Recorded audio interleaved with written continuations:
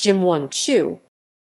Jim Wong-Chu Zin, January 28, 1949 – July 11, 2017 was a Canadian activist, community organizer, poet, author, editor, and historian.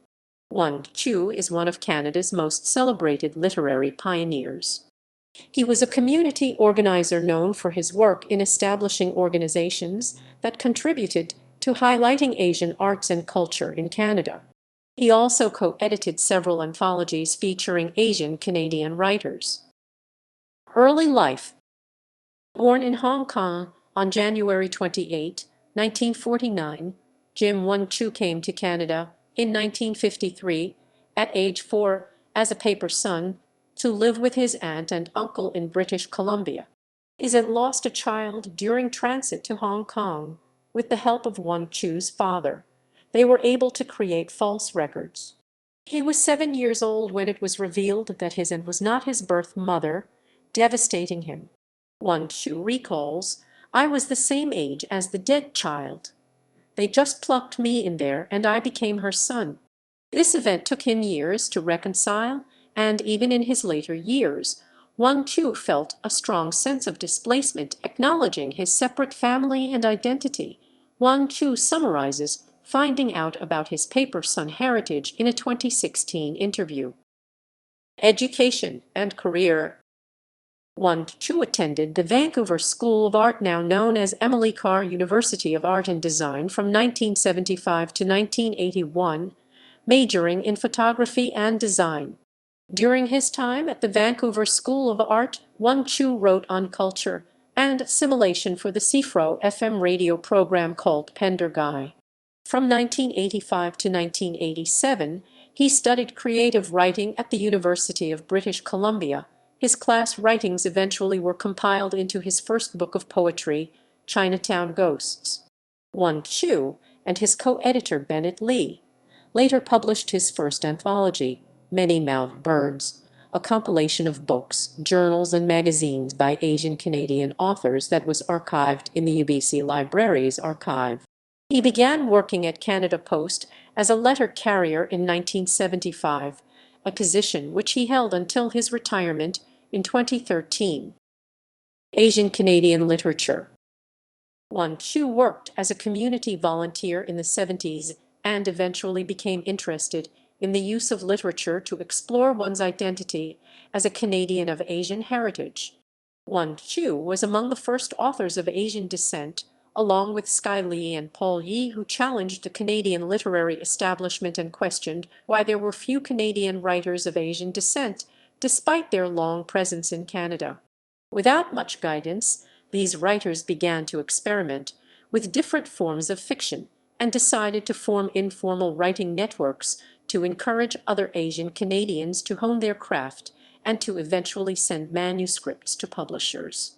Wong-Chu's book Chinatown Ghosts, Arsenal Pulp Press, 1986. Now out of print, reissued in 2018, was one of the first poetry books by an Asian Canadian writer. One of Wong-Chu's most successful projects took place in the library stacks of the University of British Columbia, where he researched the entire inventory of books and journals in search of writings dating back 10 to 20 years. With the goal of mapping all Asian Canadian writers and their materials, he helped to compile them into an anthology of Asian Canadian literature. Taking what they considered the 20 best works, Wong-Chu and co-editor Bennett Lee published an anthology called Many-Mouthed Birds. One of the pieces anthologized was a short story by Wei-Sin Choi, who later expanded it into the award-winning Vancouver-based book The Jade Peony.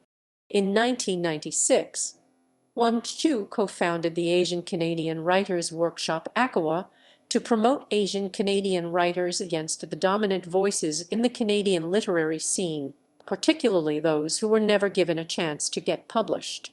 Wong-Chu states that the organization was inspired by his time as a UBC student attending writing workshops.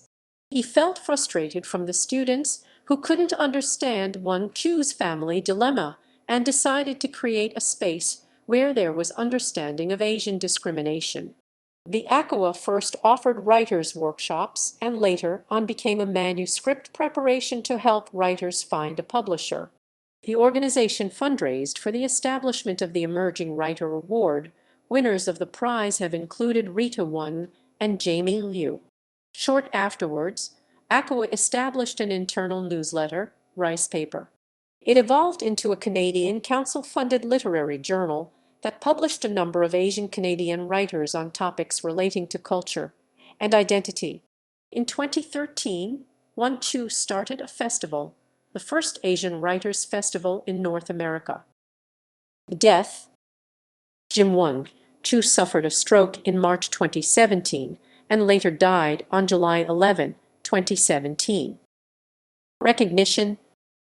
On Wong-Chu's death in 2017, the award was renamed the Jim Wong-Chu Emerging Writer Award in honor of his legacy and contributions to Canadian writers of Asian descent. To honor his legacy, the Victoria Arts Council worked with Arsenal Pulp Press, Rice Paper Magazine, Liter Asian Festival, and the Asian Canadian Writers Workshop to translate Wong-Chu's poem Monsoon from Chinatown Ghosts into a permanent lightbox sign in Victoria's famed Fantan Alley.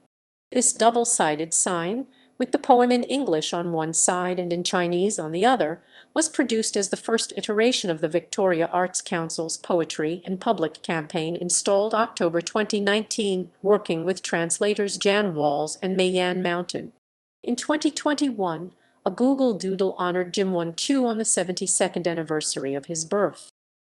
Books. Chinatown Ghosts 1986, reissued by Arsenal Pulp Press in 2018. Anthologies. Many-Mouthed Birds, Contemporary Writing by Chinese Canadians 1991. 91. Swallowing Clouds, an anthology of Chinese Canadian poetry 1999. Strike the Walk, a new Chinese Canadian anthology 2003. A Letter Asian 20 Years of Rice Paper Magazine 2015. List of awards. Queen Elizabeth II Diamond Jubilee Medal 2013. Queen Elizabeth II Golden Jubilee Medal, Department of Canadian Heritage. Canada Post Silver Postmark Award.